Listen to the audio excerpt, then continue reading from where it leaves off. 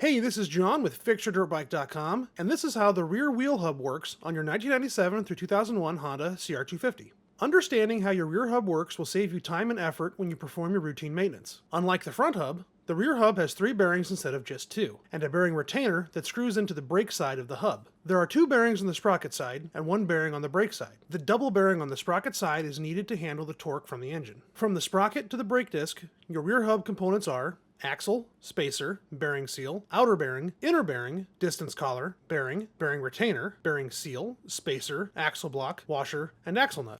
The square axle end and axle block allow the rear wheel to slide up and down the swing arm when adjusting the chain tension. The rear brake assembly mounts to the axle and rides along a track in the swing arm so it stays in place when the wheel is moved during chain adjustment.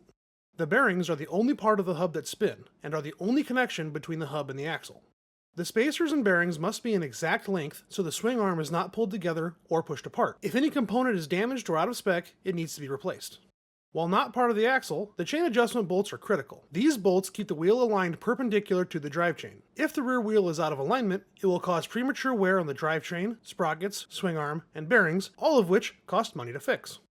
The axle nut must be torqued to proper spec to allow the components to work together. Too tight and you will foul the bearings. Too loose and the spacers will spin on the axle. When the hub components are in good shape, greased up, and aligned properly, your rear hub can go years without maintenance. If you have any questions or anything to add, please let me know in the comments. And if you want to help take Fix Your Dirt Bike to the next level, check out my Patreon page. Thanks for watching, and make sure to like and subscribe.